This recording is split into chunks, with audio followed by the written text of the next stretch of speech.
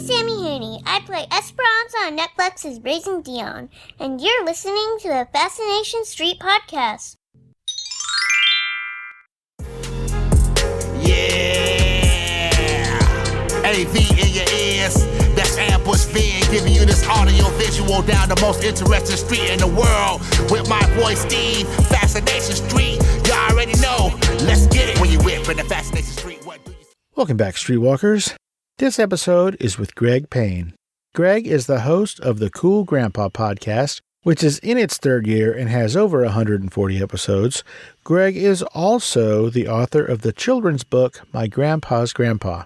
Greg and I have had a little bit of a relationship back and forth for a few years, and I finally got him on the show. In this episode, we talk about where Greg was born and raised, where he grew up, and why grandparents and grandparenting was so important to him that he had to start a podcast and then write a book about it. So we talk about the impact of grandpas. We talk about the different ways of being a grandpa and the different ways that grandpas can, interact with said grandkids. This is a lot of fun. Greg is a super generous and awesome guy. I love this dude, and you're going to love his podcast. And we also talk a little bit about what it takes to get a podcast started and to keep it going, because it's a little more daunting than people might realize. And so he was super open and honest about those struggles and those steps. And I'm not kidding. I really love his children's book, My Grandpa's Grandpa. I bought several copies and have given them to various children's and whatnot. I highly recommend it. And this is my conversation with the host of the Cool Grandpa podcast and the author of the children's book, My Grandpa's Grandpa, Greg Payne. Prepare to be fascinated. Prepare to be fascinated. Prepare to be fascinated. Welcome to Fascination Street podcast, Greg Payne. How you doing today, man? I am doing awesome and really appreciate this chance to talk with you. Oh, buddy. I mean, we've been going back and forth for 5 years, 4 years? I mean, it's been a long time, right? It's been a while. Yeah. Ladies and gentlemen, this is Greg Payne from the Cool Grandpa podcast, which has been going strong for how many years now? Just over 3 at this point. That is amazing. And what are you're at like 140 episodes or something? Maybe more. Yeah, 140 was last week, and so we're 140 plus by the time this comes out. Dude, that is amazing. First, I want to give you props for sticking with it. A lot of people get into the podcast game, and I think I told you this when you hit 100. Most people don't make it to 100. Most people don't make it to 20. Yeah. So well done with your stick-to-itiveness. Well, I appreciate it. And I've really appreciated all the encouragement and coaching and everything that I've gotten from you. It's been absolutely fantastic to kind of move along and grow with you. Well, how sweet are you? All right, Greg, you know it. You hear it. What I like to do is I like to start with where you were born and raised. It helps us to understand how you got from where you were to where you are. So what's up, man? Where'd you grow up? Where were you born and raised? Sure. So I was born in Portland, Oregon, and lived there for a few years. And then my dad sold his business. We relocated to Louisville, Kentucky in the mid 70s. And then from Kentucky, we moved over into Northern Virginia, just in the DC suburbs. So DC, Northern Virginia is really where I call home. But I've lived in a couple of different places and bounced around and, and kind of enjoyed that. I loved being in the DC area where I had so many friends that were coming and going with moms and dads that were doing Pentagon rotation or State Department rotations that, I ended up with friends that went off to Madagascar. I ended up with friends that, went around the world that I stayed in contact with for a year or two. And then, over time, we just lost touch. But yeah, DC's kind of where I call home. Yeah, I feel like back in the day, it was a lot harder to keep in touch with your friends who moved to Madagascar. It was. There was definitely a lot of letter writing, even back in the 80s going on. And then those buddies that were hockey fans would want me to get like Hockey Digest and some different things and make up, a few little care packages that they could keep up with what was going on in the NHL, for example, or even baseball or whatnot. That's pretty cool. I think the DC area, that's not too far from like Bethesda, Maryland, right?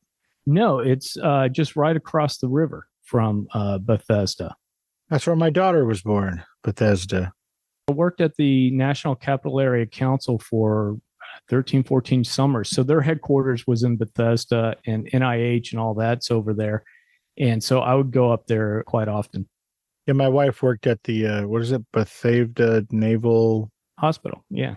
Yeah, that. Yeah. Yeah, she worked there for a while. And then you said you lived in Louisville. I lived in Louisville. I bet you didn't know that about me. I actually had heard it come up once or time on a podcast called Fascination Street. Oh, I love that show. There's a lot of Fascination Street podcasts out there, but this one is my favorite. Yeah, I lived there for about 18 months. Same wife had a job opportunity that required us to move there. This was after our kids had, graduated high school and went off to college. Otherwise, we probably wouldn't have done it, uproot the kids and whatnot. But yeah, so the two of us moved to Louisville, and technically we were residents of Louisville for like 18 months. And for 18 of those months, my wife was building hospitals, working in Austin, Dallas, and Houston. So when I say we lived in Louisville, it was kind of mostly just me because she was traveling so much. She was basically just home on the weekends. So we moved from Texas to Louisville, and then she spent most of the time in Texas. And then, came back. Now, were you up there to experience one or two of the Kentucky Derbies and the hot air balloon races and the riverboat races, all that kind of stuff? Okay, so we were there for 2 winters and I guess 1 summer, 2, whatever. We did go to the Kentucky Derby. Actually, if I'm being honest, people who are listening who are from Louisville know that real Louisvillians don't really go to the Kentucky Derby. They go to the Oaks, which is like the day before. Mm-hmm. So we went to the Oaks. I don't remember if we went to the actual Derby. I don't think so. I think we just went to the Oaks. And my wife, the company she was working for, they had seats on Millionaires Row or whatever, but didn't get a +1 on that one. So she's up there in Millionaires Row, and I'm just down in the dirt with the hoi polloi, walking around with a big fat cigar in my big stupid face, acting like I'm amazing. And it was a lot of fun. Still have the commemorative glasses that they served their beverages in. What's really funny about that, you go here in San Antonio, if you go to, I don't know, whatever we have here, a Tractor Pull or Bigfoot or whatever, when they serve beverages, they serve it in plastic containers because, we'll smash one to pieces and then kill somebody with it. But in Louisville, they trust you with glass on the field. And so those are worth keeping. And so we use them every once in a while for cocktails or whatever, but they're really beautiful, painted, actual glasses. And that was one of my favorite things. Now, as far as the hot air balloon things, I didn't go to any of those events, but wherever they would gather and take off and land from was really not far from my house. So I would just go stand on the second floor and look out the window, and I would just see all of them. And it was kind of really cool. Once though, I don't even know what it was for. It was probably for some golf tournament. The Goodyear blimp flew right by my house. And I was like, holy moly, look, there's the Goodyear blimp. Oh, that's cool. But for the most part, I hated almost every single minute of it. I'm from San Antonio, Texas, where it doesn't rain much here. Mm-hmm. And when we lived there, I'm sure you've heard me say this because I've said it so much. It rained every day there except when it snowed. It was so wet there that my grass had moss growing on it. Okay. So I was not a big fan of that. Not a huge fan of the snow, just because, it's cool once in a while, but the last, snow season we were there, the first day it snowed was Halloween. And the last day it snowed was like the 1st of May or something stupid like that. Yeah. I remember some of those Easter snows when I was a kid out there. And it's the dumbest thing I've ever heard of. You're right. My wife, who's from LA, has always had this thing where snow is something you go to. You drive to Big Bear for the snow. It doesn't come to you. Right. It doesn't come to you. That's just rude. I'm with her. It is rude. But I will tell you that when I left San Antonio, my go-to beverage of choice was Jack Daniels. And when I left Louisville, my go-to was every bourbon I could get my hands on. And so like even now downstairs, I call it my cage. It's basically a 3-tiered, I guess, cage. When I bought it, it said bird cage on the side, but I don't know if the bird would be in there, but it's a decorative cage that has 3 shelves. And then on the very top, there's kind of 2 spires that sort of look like wherever it is that they race the Kentucky Derby. Churchill Downs. Yeah, that. And that's where I keep. So I typically have around 30 different bourbons on hand all the time. Wow. But if you're going through Kentucky, if you can get onto that bourbon trail and visit all those different distilleries. Well, not all of them. Good luck. Yeah. I lived there for a year and a half and I didn't go to even half of them. But the big ones, because I always kind of, as I was getting older, it was like, okay, what's the difference between this and that? And they all look the same and whatever. But then you get into those things and they really start telling about the distillation processes and the storage and what they're using and the ingredients. And it really becomes pretty interesting as far as how that stuff gets made and bottled up. Absolutely. I think one of the prettiest tours to do is the Maker's Mark tour. It's gorgeous and very informative, but I think maybe the most informative one is the Jim Beam tour. They will explain to you and let you taste from barrels that they store in specific locations in their giant still houses. You know, they sort of make a grid and like they reserve space in each warehouse in the same spot that are for different, you know, brand names of their product. Like they have one called Booker's that is only in, they only store it in a very specific section or cross section of these still houses, and every barrel that they put in those rows on those aisles or whatever is only ever for Booker's. And then, you know, there's different flavor profiles based on the location, even inside each of these still houses. It's just, wow. The education out there is amazing. And you juxtapose all of this really cool and technical and precise information you're getting with some of the craziest accents you've ever heard. Yeah. And it sort of throws you for a loop if you're a culturista or a snob or just an a-hole like me. And you're just like, wait a minute, this hillbilly is telling me what now? And I'm supposed to believe, oh, well, yeah. Well, the proof is in the glass. So I'm going to listen to this hillbilly. Right. So you kind of moved around a little bit and you consider the DC area home. So is that where you did most of your growing up, was in the DC area? Yeah. For me, it was, let's say, 4th, 5th, 6th grade in elementary, and then middle school and then high school. Really enjoyed it. That was a great time because I really developed my love for history there, because our field trips were to Mount Vernon and Gunston Hall, down to Congress and all these different places, because we're so fortunate that those were local. I mean, they're 30-minute school bus ride into town. And so I really think that helped develop this love of history and this passion for trying to connect things from the past to current times. Our field trips in San Antonio consisted of, once we went to the airport, they were like, look, there's planes. And then once we went to the train station and they were like, look, there's trains. And then, are you familiar with a brand of flour and seasonings and things called Pioneer? Yes. Yeah, I think so. The Pioneer Factory, I don't know if it still is, but when I was growing up, Pioneer Factory was here. And so that was a field trip, you know, to a flour mill. And then, you know, the Wax Museum, and then finally the Alamo. So your field trips were a little more entertaining, I think. They didn't take you by David Robinson's house, or? I don't know how old you think I am, but when I was doing field trips, that dude was not anybody. All right, now, don't get me wrong. I drive past his house all the time now just because I'm like, oh my God. No, he doesn't even live there anymore. They named this street after him and he doesn't live there anymore. But no, we didn't really have famous people here when I was a kid. I don't think. Yeah.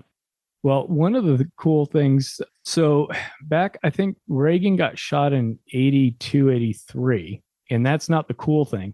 But the cool thing is my senior prom was in the very same hotel, the Omni Shoreham Hotel in DC, where Reagan got shot. So that was always one of those things where I could, break out that bit of information when people were talking about having their proms at a Holiday Inn or whatever. It's like, well, my prom was where Reagan got shot.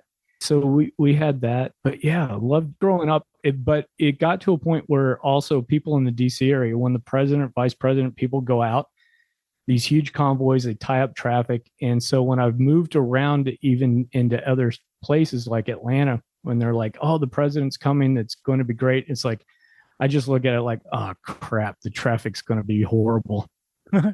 As a matter of fact, I guess I'm just going to bring up all my kids. Reagan was shot in 1981, and I know that because that's the day my son was born. Oh, okay. My stepson. I'm not really sure how it was supposed to work, but I mean, I also had a crush on Jodie Foster at the time, but I wasn't going to kill nobody over it. Jeez. Yeah, I guess we just weren't that passionate about those crushes, As it turns out, I don't think that the person who perpetrated that heinous crime, let's just say I don't think that person is in Jodie's wheelhouse to begin with. No, yeah, that's one of those things where you learn like what not to do when pursuing a young woman. So what did your parents do? So my dad had started a company when he was in grad school called ABI Inform, and that's American Business Information. Back in the late 60s, early 70s, that was when the internet was still pretty much a research tool for military and universities. What he was doing was taking business journals and hiring grad students to read these articles, come up with a summary, put that summary on a subscription service so that people at big companies could go and do a search on different topics. They could read a summary of the article. If it sounds like that's the right article, then they would be able to go check out and read that article, because it used to be you'd have to sit there and read the whole article to figure out if that had information in it that you needed for your business research or legal research, whatever it is. So they started that subscription service back in the 70s.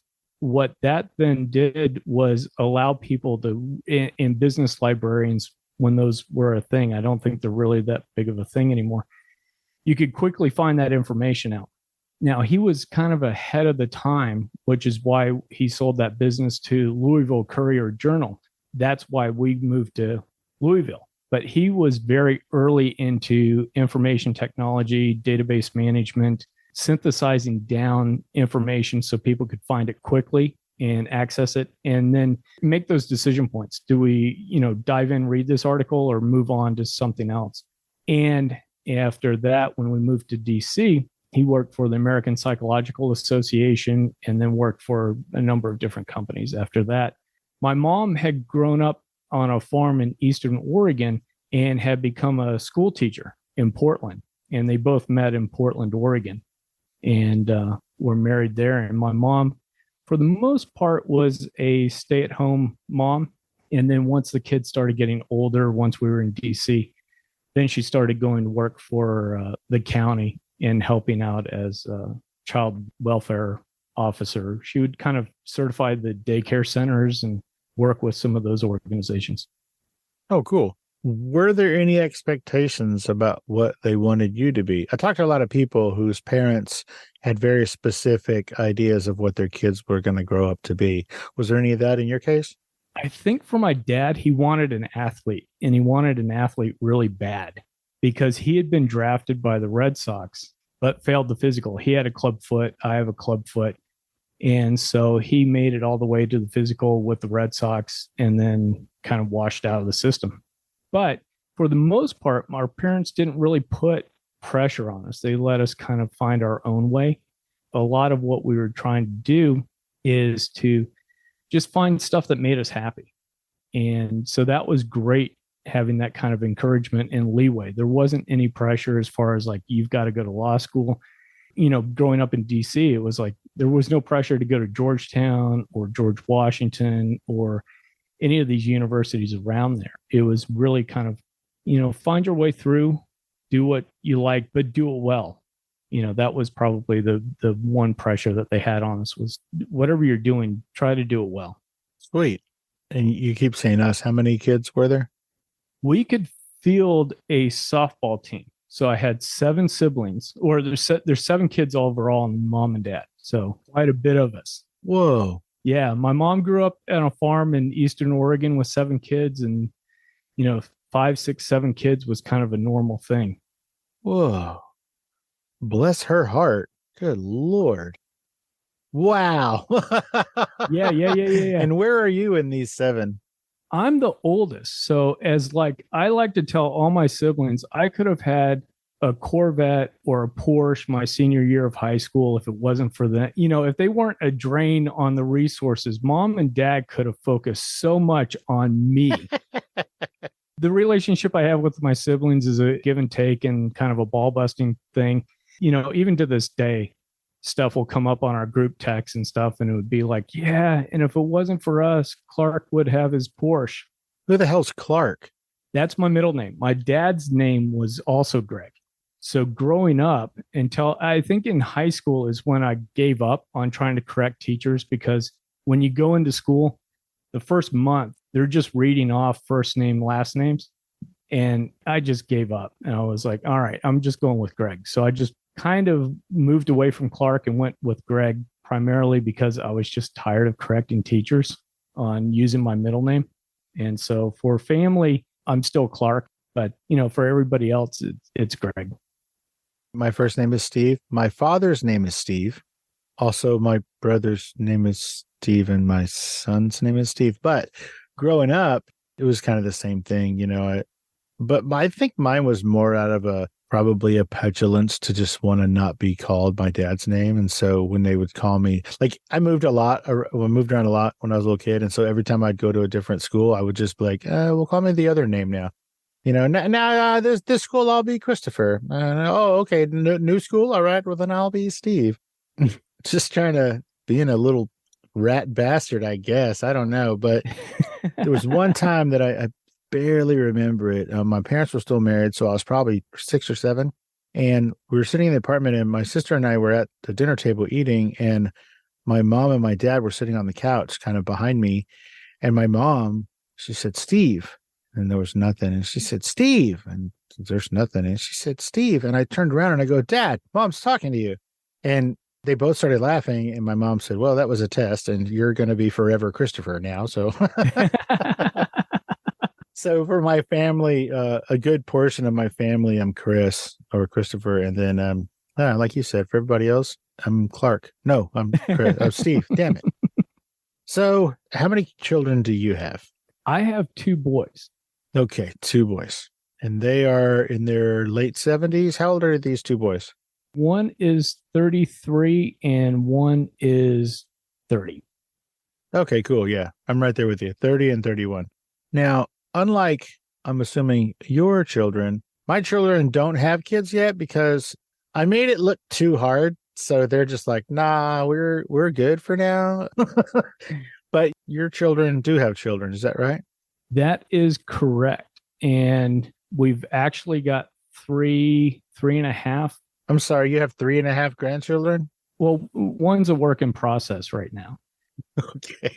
So we just found out we're going to have a little grandson come in January. As long as it's not on my birthday, any other time in January is going to be fine.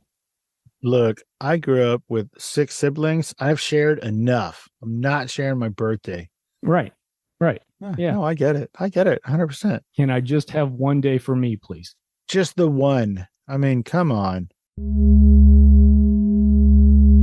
Hey, Streetwalkers, here's a word from our sponsors.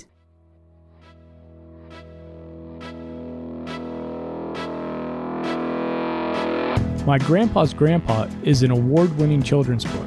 The story is that a grandfather, me, is tucking in Charlie, my grandson. Like all little children, he starts asking questions at bedtime. The questions he asks are about my grandfather. This book is a great way to think about how you can share stories of your family members with your children and grandchildren. You can order this book by going to Amazon or my website, cool-grandpa.us. If you purchase the book from my website, be sure to use the coupon code FS25 and save 25% on your order of my book, My Grandpa's Grandpa, from now until the end of the year.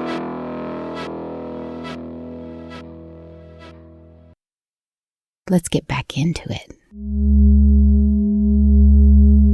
Okay, so you are very young looking, and since we're nearly the same age, you're very young to be a grandpa. And what I mean by that is grandpa and grandma, those have age-related connotations, right? So when I was a little kid and I had grandparents, my grandparents were, I think when I was like 6 or 7, my grandparents were probably 240 years old. But in actuality, they probably were maybe in their 50s or 60s or something, and they just seemed like Methuselah. The reason that I'm bringing up all this grandpa stuff is, well, that's right. I said it at the top of the show. Greg Clark. No, Greg. I like Greg better. I'm going to go Greg. Greg Payne is the host of the Cool Grandpa podcast. Was this your first foray into podcasting? Yes, it is. Is it your only foray into podcasting? It is the only one. Okay. Like I said, when I was younger, I had grandparents. Check this out. I had a matching set. I had a grandmother and a grandfather from my dad's side. And then, wait for it, I had a grandmother and grandfather on my mother's side. Now, if you can believe this, my parents didn't actually stay together forever. And so I ended up with some more grandparents later. None of the grandparents that I had did I have the kind of relationship that you talk about on your show with either your grandparents, being a grandparent, or the grandparent experiences of your guests, which include grandparents and grandchildren. Never in a million years, based on my experiences with grandparents, would I have thought that that was a subject worth tackling, much less the endeavor of starting the show, and all the work that entails. What inspired you to start a podcast about grandparents? Just to take a quick step back as far as the age goes, I met my wife my senior year at Portland State University. I'd gone back there to be around family, to get out of the DC area, take a break. I was going through school to be a history major with a sociology minor. Then my dad's best friend set me and my wife up on a blind date. So our first get together and date, I find out she has 2 little kids. She's getting divorced. Her life's not all that great. I'm single. I'm enjoying being single and a college student. And so we have some common interest, and we agree that we're going to hang out and we're going to go do some stuff together. But we make it very clear on like the first date, we're never going to marry each other. Oh, that's a great first date. Hey, this is cool, but yeah, you're not a long-term solution. Yeah. Well, and that didn't turn out so well, because about 4 months later or so, we decided to move towards getting married. But she already had a 4-year-old going on 5 and an 18-month-old kind of going on 2. So that's where all of a sudden I went from being young, unattached, I could go crash on your couch, move around, whatever it is, to all of a sudden I had a family of 4. So moving forward to starting the podcast was as my kids were getting married and as we were getting the first grandson coming along, I started thinking about relationships with grandfathers. And a lot of times in movies, TV shows, books, whatever, we tend to be villains, comic relief, or not even really there. And I knew I had a pretty good relationship with my grandfather. And I talked with other people when they had relationships with grandfathers, they tended to be pretty positive. And so what I wanted to do with this podcast was kind of wave the flag a little bit and go, hey, wait a second, this role is pretty important, because there's all these little things that come out at funerals or wherever that, hey, my grandfather taught me this, my grandfather did this for me. And so I wanted to, do what I could to talk to grandfathers about what they're doing to build up awesome relationships, talk to adult grandkids about how their grandfathers impacted their lives, even, when they're in their 50s, 60s, 70s. And so that's really why I started this podcast passion project. What made you decide to make it a podcast? I mean, you could have started a blog or whatever their kids are calling it these days. I thought a podcast would be good so we could capture some of the stories from people, and that we could get those interviews and we could get people talking in their own words, sharing their own stories, versus just me sitting down and giving my 2 cents on grandfathers. So I thought that would be a better avenue to go to kind of capture this information. I think that one of the cool things about your show, again, the Cool Grandpa podcast, available everywhere. One of the cool things about your show is that not only do you and your guests share stories about your grandfathers and stories about being grandfathers, but you also kind of share tips about how to, for lack of a better phraseology, become a good grandfather. You guys share tips about some of the things that were important to you as grandchildren, and so how to incorporate those as a grandfather and not just be, that picture on the wall or that old guy we see at Christmas. There seems to be a real focus on your show about actively being involved in the lives of, grandparents and grandchildren. It goes both ways, I guess, because your listenership is vast. And, like I said, spreads the gamut of grandchildren, parents, and grandfathers or grandparents. I know that podcasting is not as easy as everybody thinks when they first get started. How was your experience? So getting started was a little rough because it is a different skill set. It is learning information. I've got a little digital recorder and soundboard and things off to the side. So there was a lot of YouTube watching. There was also listening to some other podcasts from podcast coaches. And then some of it was reaching out to you. I'd found your podcast and had heard your stories with Clint Howard and kind of stalking him and some of your early guests, and was like, oh man, this guy Steve might be able to help me out a little bit.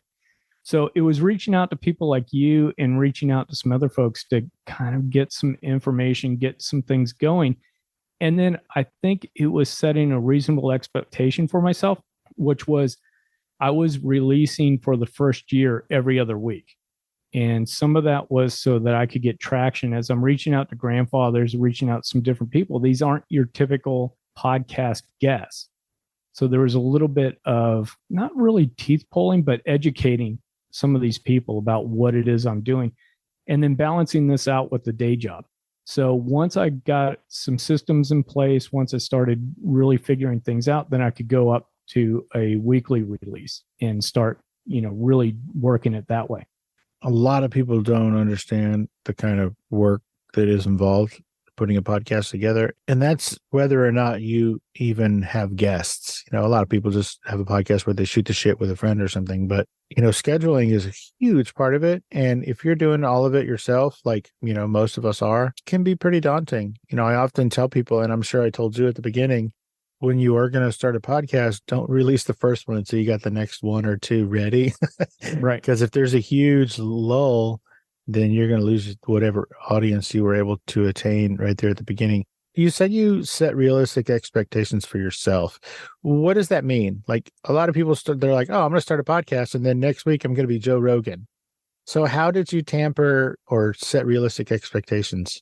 Well, initially, as I was going through and thinking about a podcast versus a blog versus some other things, I talked with some folks and some of what they were asking for, and I think you and I even talked about this a little bit, was what's the problem you're trying to solve? And initially, I was thinking about that. And then it came back to me like, I'm not really solving a problem. It's more of an education and entertainment type of thing. Okay, check. I'm not worried about telling people how to set up their audio systems. I'm not worried about that stuff. So, I figured out that piece of it. Then the next part of that too was I've got a day job.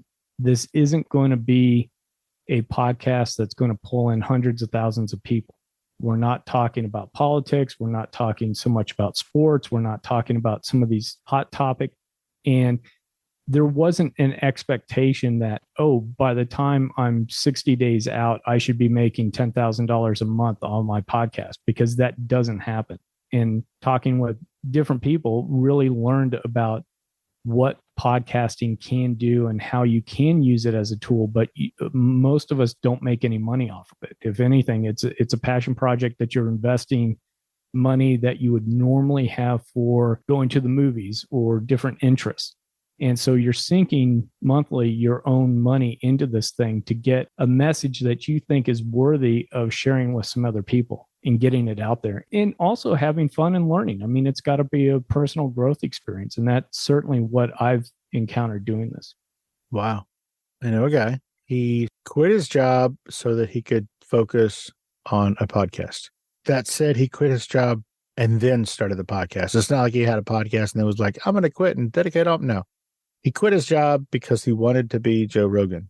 That's an actual quote from this person. So he quit his job and he's 100% focused on this podcast. And I said, well, what's the goal? What's the end game here? Like, you're not working at all right now. Like, how long is this going to last? And he said, well, I set aside 5 years worth of money so that I can just 100% focus on this podcast in 5 years. And if at the end of 5 years, it's not paying all my bills and doing everything, I'm just going to quit. We're at year 4.5 or something like that. And it doesn't look like he's going to be Joe Rogan. So setting a realistic expectation for yourself at the beginning, I think, is really key. Yeah. Because otherwise, I would imagine that this fellow is becoming increasingly more stressed about his timeline that he's given himself. What are the goals with the show? I know that you were having sort of a come to Jesus with yourself at the beginning about what problem are you solving, but I prefer to ask, who is this for? What this is for and where my goals are. No, who are you doing this podcast for? I think number one, I'm going to be selfish and say myself. And then 2, it's going to be for people that want to learn about the different topics that I'm talking about. And it might be 2A, 2B. People that grew up that didn't have relationships with grandfathers, that didn't know how being a grandfather could be. You know, giving guys permission to be down on the floor and being goofy with grandkids and not buttoned up.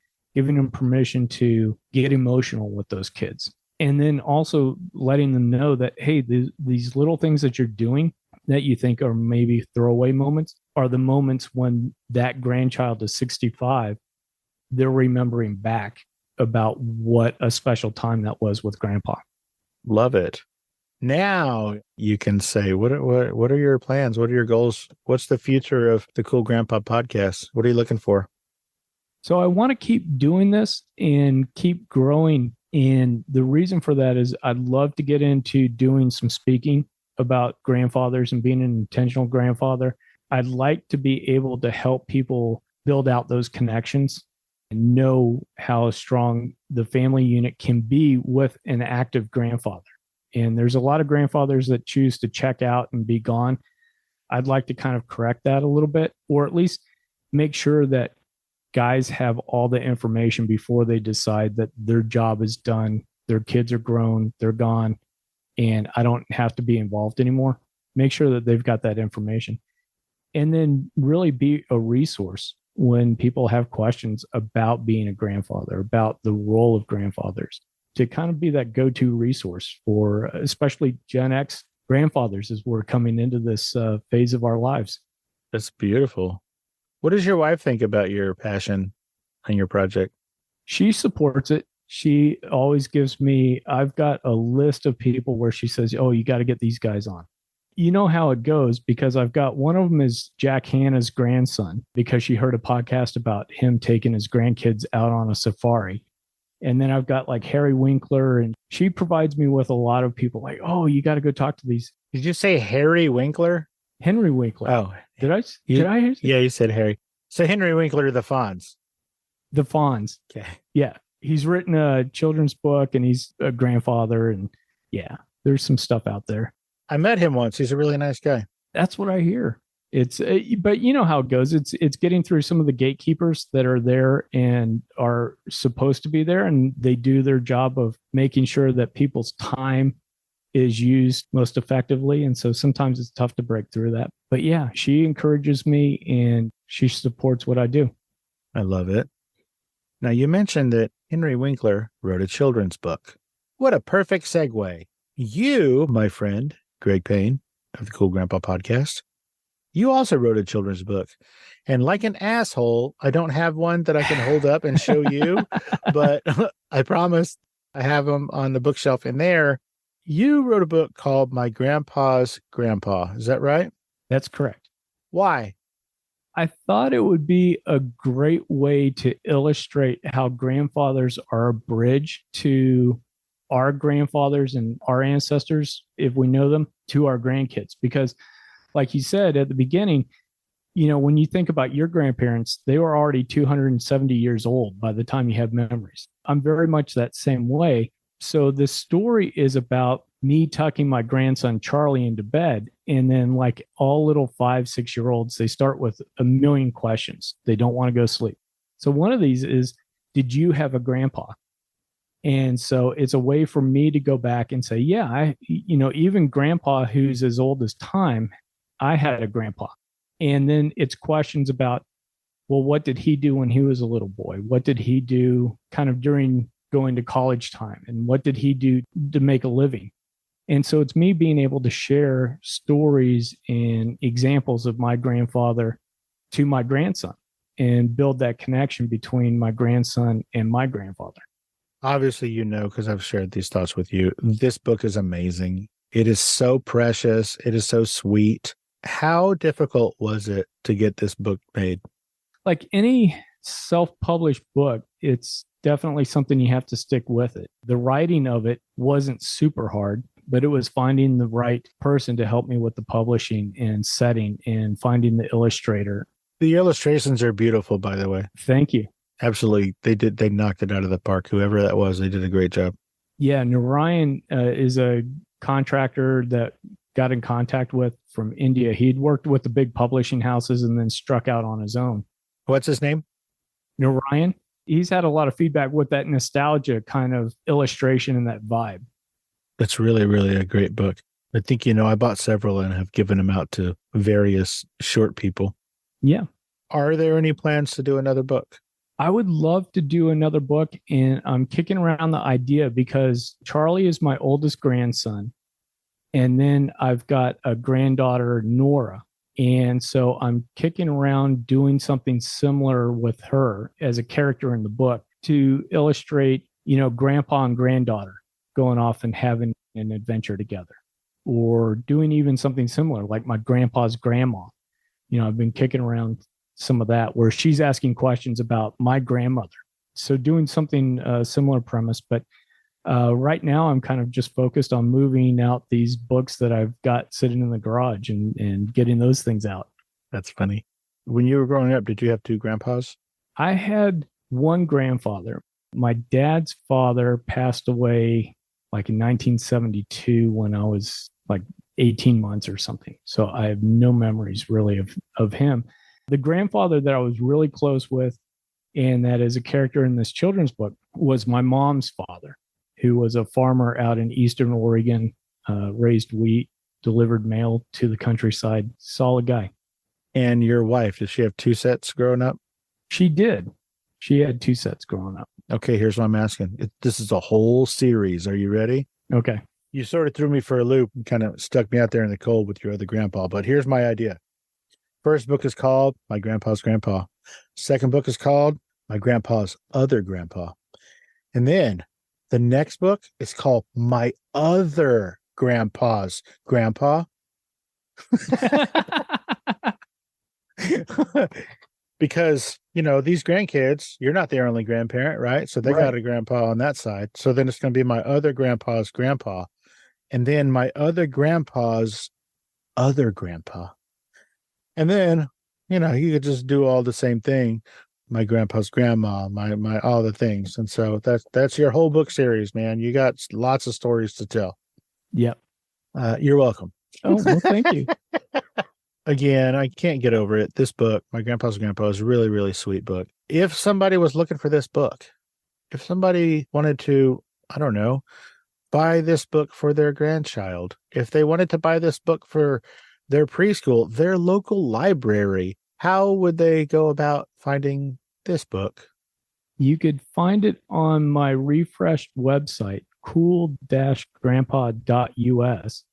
You can also find it on Amazon, and there's a Kindle version, electronic version, download at Amazon as well. No, I'm going to delete that. Nobody buy the Kindle version of a children's book. Come on now. Buy the actual, real, hardcover, dead tree version. Children's books are meant to be touched and pages turned and sniffed and carried everywhere. And they're supposed to get dirty. And you can't do that with a Kindle.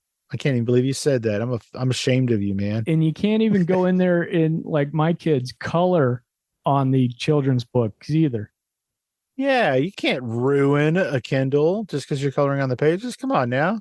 Can't draw a mustache on Grandpa on a Kindle. Everybody go check it out. My Grandpa's Grandpa. It's a really, really sweet book. How much is this book? This book is retailing for $17.99. Well worth it. Where can people go to find more about your podcast, the Cool Grandpa Podcast? You can find me on all the major platforms, the Cool Grandpa Podcast, or you can also go back to the website, cool-grandpa.us, find it there. And we've got a lot of other great resources and things over on the website as well. Like what? I've got a couple of downloads for like non-tech, non-tablet type activities to do with your grandkids. I had to edit that one out because apparently the wife did have some issues with like stuffing firecrackers into rotten fruit. I think that's fine, but she was concerned about, little kids getting hurt or whatnot. So they're all safe. They're all, but it's stuff that we used to do, Steve, like go on a friggin' hike with the grandkids, do some of those activities, work on a car, change the oil on the car and have the grandkids out there helping you, stuff like that. Absolutely. How else are they going to bust their knuckles at such a young age if you don't get them out there and do forced labor? Yeah. Well, and they got tiny hands so they can reach up into the engine and all. Oh my gosh. That's amazing. I'm going to have some grandkids.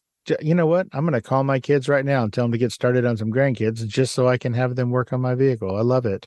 I need little hands to reach up into these components. Yeah. Greg, tell everybody where they can find you on social media. I know we talked about where to get the book and where to get the podcast. So where can they find out more about you and keep up with your, updates and show updates on social media?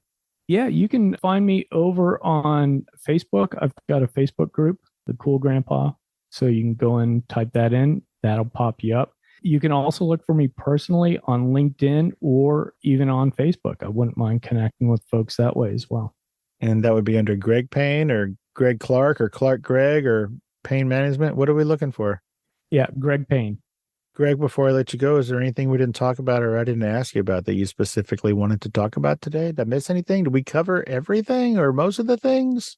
We covered almost everything. The one thing I want to call out again is how much awesome support you've given me over the last couple of years. I mean, folks, if you're new to Fascination Street, go back and listen to the archives. One of my favorite episodes is still with Jack Palance's widow. You did one of those in-persons with her. And folks, Steve's interviewed people where if you got trapped at an airport and you were, at the bar or the lounge with some of these folks, you would have an awesome conversation and just getting to know them because they're absolutely a hoot. So I appreciate everything you've done for me, Steve, and really appreciate all the great stories that you put out. You are going to make me cry, so knock it off. Wow. What a sweetheart.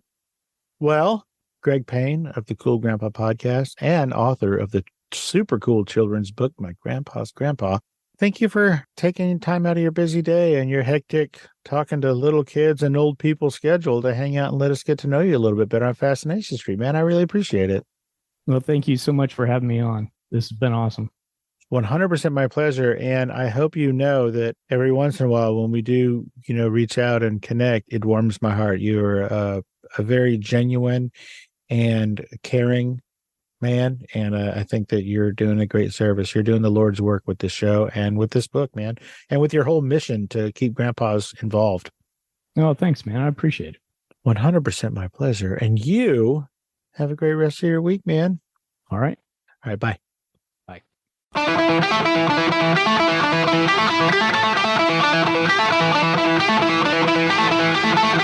Opening music is the song FSP Theme, written, performed, and provided by Ambush Vin. Closing music is from the song Say My Name off the 2021 album Underdog Anthems, used with permission from Jax Hollow. If you like the show, tell a friend. Subscribe and rate and review the show on iTunes and wherever else you download podcasts. Don't forget to subscribe to my YouTube channel. All the episodes are available there as well. Check me out on Vero at Fascination Street Pod and TikTok at Fascination Street Pod. And again, thanks for listening.